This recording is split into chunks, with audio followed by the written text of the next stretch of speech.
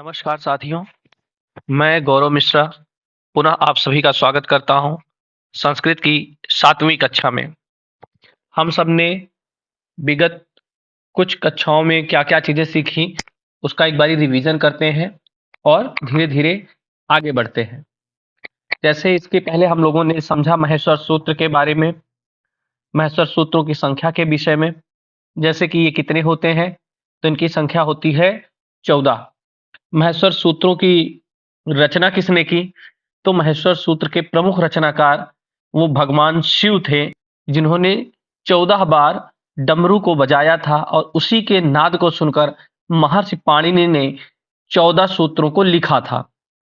तो ये हम लोगों ने देखा था महेश्वर सूत्र के विषय में। और महेश्वर सूत्र की क्या महत्ता है संस्कृत भाषा में, तो ऐसे आप समझिए कि ये नींव है, ये संस्कृत व्याकरण की नींव है और यहाँ से बहुत सारे सूत्र निकले और इसी को प्रत्याहार सूत्र भी कहा जाता है, क्योंकि इसमें से प्रत्याहारों का निगमन होता है, प्रत्याहार बनाए जाते हैं।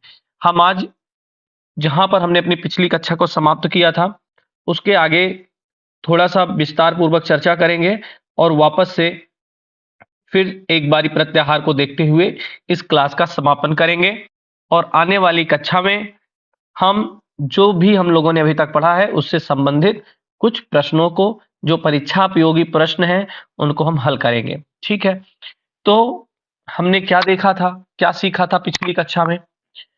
तो हमने देखा था वर्णों के उच्चारण स्थान के विषय में, वर्णों के उच्चारण स्थान के विषय में। सबसे पहला हमने देखा था अकुह विसर्जनीया नाम कंठा, अकुह विसर्जनीया नाम कंठा, अ, का वर्ग, हा और विसर्ग, इनके जो उच्चारण स्थान हैं वो हैं आपके कंठ, वो हैं आपके कंठ।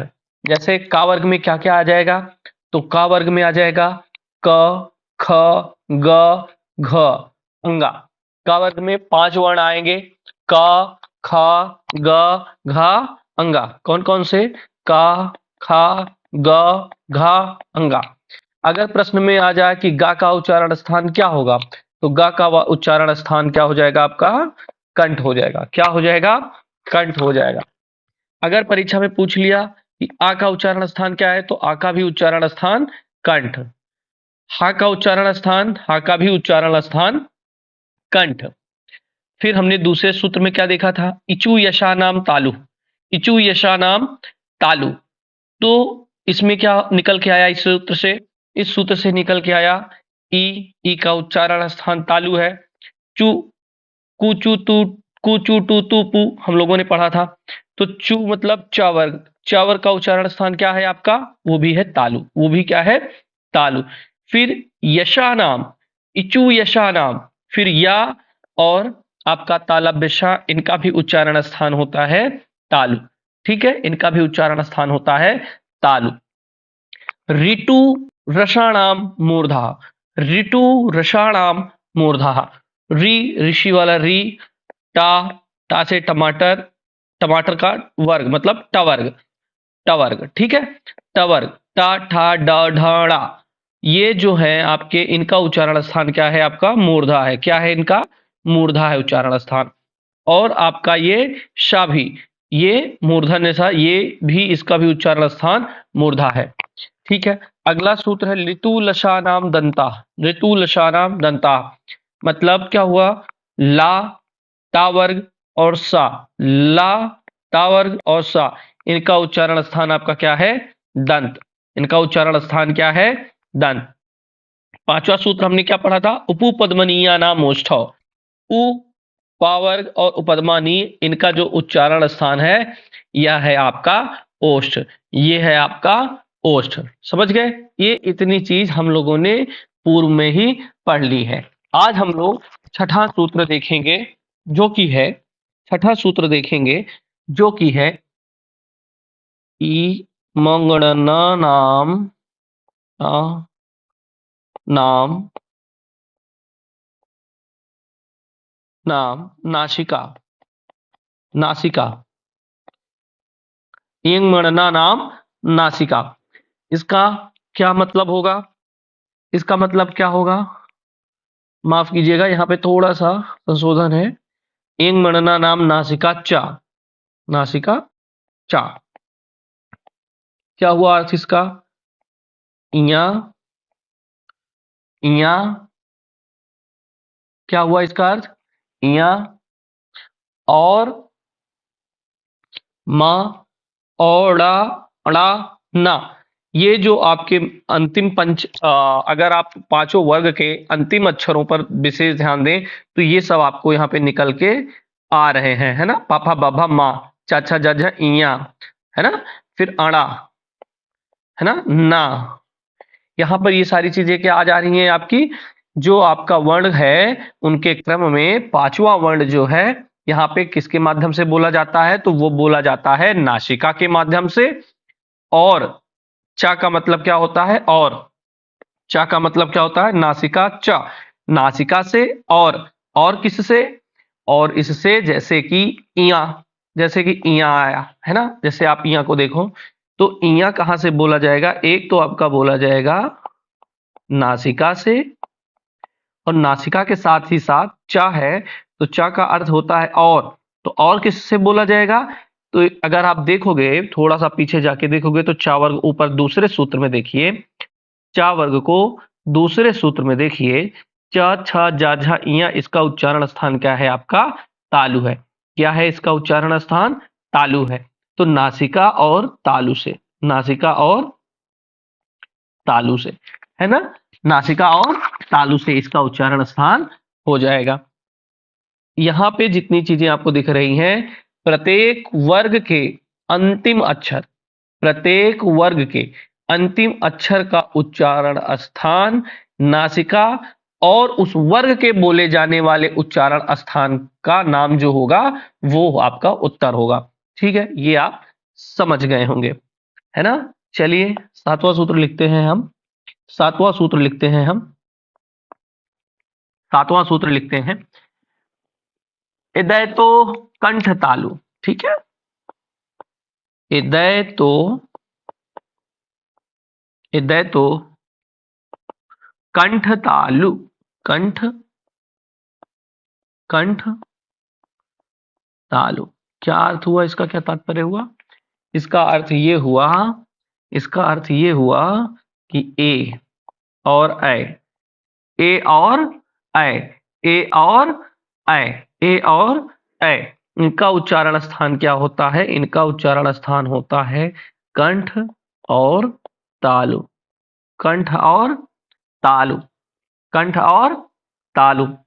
अब आप देखेंगे ये किससे मिलकर बना है? आपको पहले पता बताया गया है इसके पिछली क्लास में कि ए, ऐ, ओ, औ ये कैसे स्वर हैं? तो आपका उत्तर आएगा ये संयुक्त स्वर है। तो आपका उत्तर आएगा संयुक्त स्वर है। तो एक को अगर देखा जाए तो किन दो वर्णों के स्वरों के मेल से बना हुआ है? तो ए जिन दो स्वरों के मेल से बना हुआ है वो है आ धन ई, आ धन ई। आ का उच्चारण स्थान हमने शुरू में देखा कंठ, ई का उच्चारण स्थान ताल। तो अगर आप देखेंगे भी तो भी यहां से भी आपको पता चल जाएगा कि ये देखिए ए का जो जन्म हुआ है, ए का जो जन्म हुआ है वो दो स्वरों को मिलने से हुआ है, और वो दो स्वर कौन कौन से हैं? आ और ई। अगर हम देखें आ का उच्चारण स्थान क्या है, तो आ का उच्चारण स्थान, अगर हम देखें आ का उच्चारण स्थान क्या है, तो आ का उच्चारण स्थान है कंठ, और ई का उच्चारण स्थान क्या है? तो ई का उच्चारण स्थान है तालु। तो ए किस दो स्वरों से बना? आ और ई। आ और ई कहां से बोले जाते हैं? कंठ और तालु से। तो ए का उच्चारण स्थान क्या हुआ? ए का उच्चारण स्थान क्या हुआ? कंठ और तालु, कंठ और तालु। ठीक है, आप समझ गए होंगे। चलिए अगला लिखते हैं। अगला सूत्र लिखिए। ठीक है, अगला सूत्र यहां पे लिखिए, आठवां सूत्र है। ठीक है, आठवां सूत्र है ओ, तो, तोह, कंठोष्ठम। क्या होगा? कंठोष्ठम, कंठोष्ठम, कंठोष्ठम। ठीक है, इसका अर्थ क्या हुआ? इसका अर्थ क्या हुआ? ओ और ओ, ओ और औ, ओ और औ, ओ और औ, इनका उच्चारण स्थान क्या है? इनका उच्चारण स्थान है कंठ, धन, ओष्ठ। कंठ, धन, ओष्ठ। कंठ, धन, ओष्ठ। कंठ, धन, ओष्ठ। ओ और औ का उच्चारण स्थान क्या है? ओ और औ का उच्चारण स्थान क्या है? कंठ, ओष्ठ। कंठ, ओष्ठ। समझ गए? ठीक उसी प्रकार से, किस प्रकार से? जैसे ओ किन दो स्वरों को मिलाकर बना है? याद कीजिए आप। ओ किन दो स्वरों के मेल से बनता है? याद कीजिए। आ और उ के संयोग से। आ और उ के संयोग से। तो आ का उच्चारण स्थान कंठ, आ का उच्चारण स्थान कंठ और उ का उच्चारण स्थान ओष्ठ। ठीक है, तो उदय तो कंठोष्ठम, ओ और ओ का उच्चारण स्थान क्या होगा? कंठोष्ठ होगा। क्या होगा? कंठोष्ठ होगा। क्या होगा? कंठ ओष्ठ होगा। 9वां सूत्र लिखिए, वकारस्य दंतोष्ठम। क्या? वकारस्य। क्या? वकारस्य दंतोष्ठम। दंतोष्ठम। दंतोष्ठम। वा, वा। ठीक है, वा का उच्चारण स्थान क्या हो जाएगा? वा का उच्चारण स्थान क्या हो जाएगा? तो वा का उच्चारण स्थान होगा दंतोष्ठ। दंत ओष्ठ। दंत ओष्ठ। वकारस्य दंतोष्ठम। वकारस्य दंतोष्ठम का अर्थ क्या हुआ? कि वा का जो उच्चारण स्थान है, वा का जो उच्चारण स्थान है वो क्या हो जाएगा? दंतोष्ठ।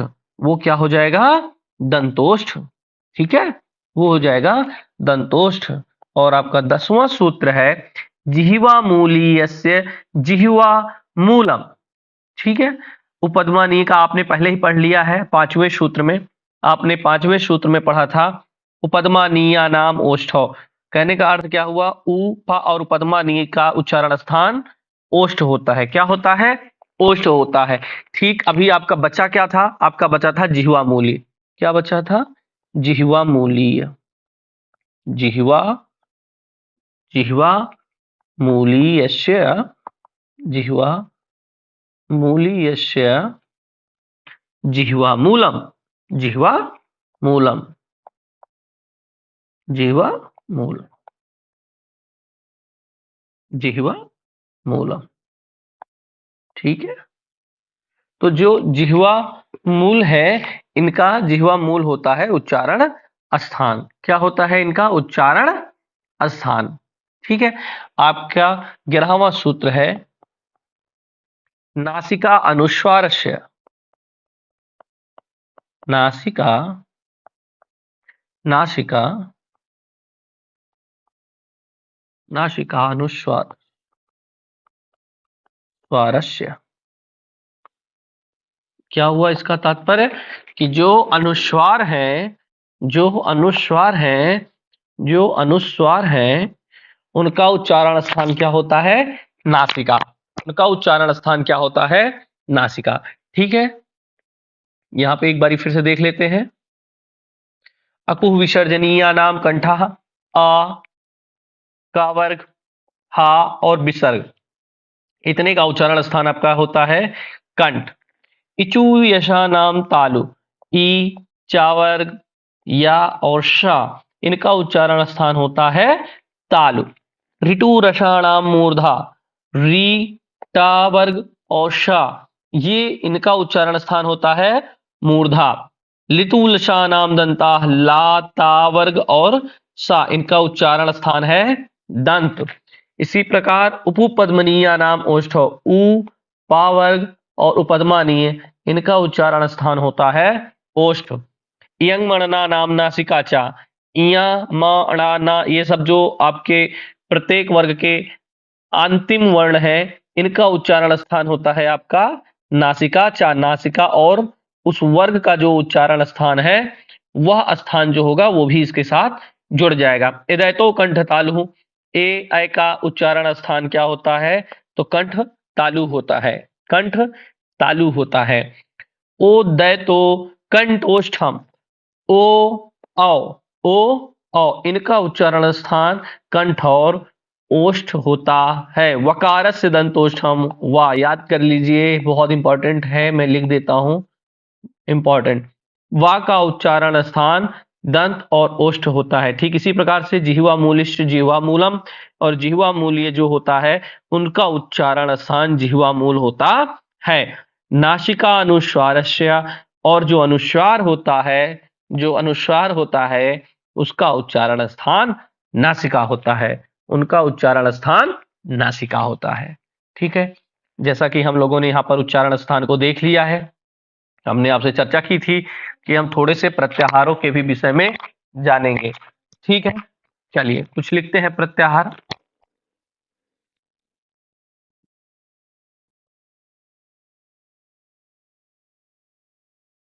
प्रत्याहार, प्रत्याहार, प्रत्याहार। चलिए, सबसे पहला अच प्रत्याहार, अच प्रत्याहार। अच प्रत्याहार में सभी स्वर आ जाते हैं, अच प्रत्याहार में सभी स्वर आ जाते हैं, सभी स्वर आ जाते हैं, सभी स्वर आ जाते हैं, सभी स्वर आ जाते हैं, सभी स्वर आ जाते हैं। ठीक है, फिर हल, अच के बाद हल, अच के बाद हल। हल में क्या है भाई? इसमें समस्त व्यंजन आ जाते हैं, समस्त व्यंजन आ जाते हैं। ये हमने चर्चा भी की थी, ये आप उम्मीद है कर भी लेंगे, इसको आप समझ भी रहे होंगे। एक बार देख लेते हैं, अगर यहाँ पे लिखा होगा महेश्वर सूत्र, महेश्वर सूत्र नहीं, आपकी शायद और पिछली क्लास में था, इस वजह से यहाँ पे नहीं है। तो चलिए इसको आने वाली कक्षाओं में भी समझ लेंगे, लेकिन फिलहाल के लिए आप समझिए, हल का अर्थ होता है समस्त व्यंजन। ठीक है, समस्त व्यंजन। हल के बाद यण, हल के बाद यण, हल के बाद यण। यण का अर्थ क्या होता है? आपके अंतस्थ वर्ण आ जाते हैं इसमें, आपके अंतस्थ वर्ण आ जाते हैं, अंतस्थ, अंतस्थ, जैसे या, वा, रा, ला। अगर परीक्षा में पूछा जाता है कि अंतस्थ वर्ण किस प्रत्याहार में आते हैं, तो आपका उत्तर अगर वहां पे यण है तो यण ही होगा, और सही उत्तर भी यण ही है। इसके अलावा अगर ये यण नहीं है तो वहां पे सारे विकल्प गलत हो जाएंगे। ठीक है, अगला है शल, अगला है शल। तो शल प्रत्याहार में क्या क्या आते हैं आपके? तो इसमें आ जाते हैं आपके ऊष्म वर्ण। क्या आ जाते हैं? ऊष्म वर्ण। कौन कौन से? श, श, सा और हा। ठीक है, ये आपका हो गया शल प्रत्याहार, ये हो गया आपका शल प्रत्याहार। और शल प्रत्याहार के बाद हम देखेंगे यम, यम। ये प्रत्याहार किस चीज के लिए है भाई? तो ये प्रत्याहार है पंचम वर्ण के लिए। किसके लिए है? तो पंचम वर्ण। कौन कौन से हैं आपके पंचम वर्ण? तो इया, इया, मा, अंगा, इया, मा, अंगा, ड़ा और ना, ये आपके हैं पंचाक्षर। ठीक है, इसके बाद झस प्रत्याहार, इसके बाद झस प्रत्याहार, इसके बाद झस प्रत्याहार। तो झस प्रत्याहार में क्या क्या आ जाता है भाई? तो झस प्रत्याहार में आपके सारे चतुर्थ वर्ण आ जाते हैं। कौन कौन से वर्ण आ जाते हैं? चतुर्थ वर्ण आ जाते हैं झस प्रत्याहार के अंतर्गत। कौन कौन से हैं?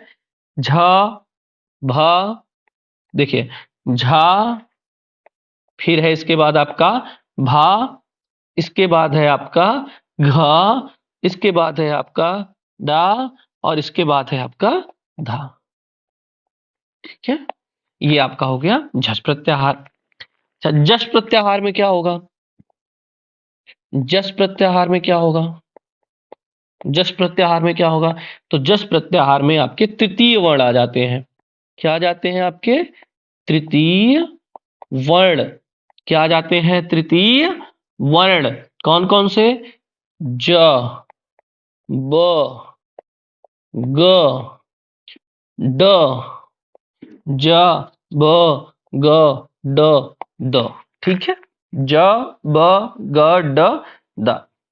इसके बाद अगला प्रत्याहार कौन सा है आपका? इसके बाद अगला प्रत्याहार है क्षय। क्या आ जाता है? क्षय प्रत्याहार। क्षय प्रत्याहार। और क्षय प्रत्याहार में क्या है? वर्ग के प्रथम व द्वितीय वर्ण, वर्ग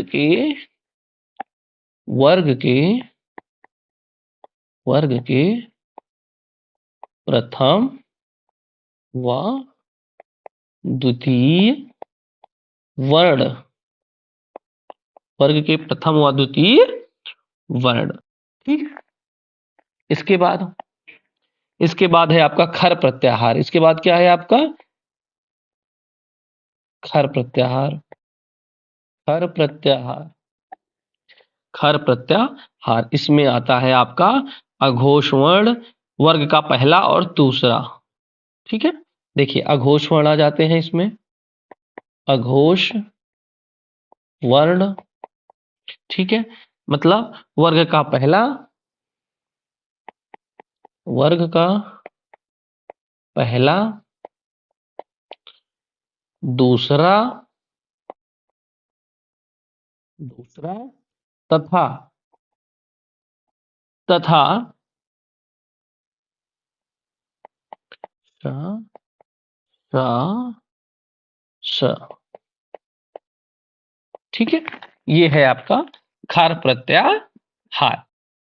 तो ये कुल मिला के आपके प्रत्याहार हो गए, जो थोड़े से इंपॉर्टेंट है हमने लिखा दिया है।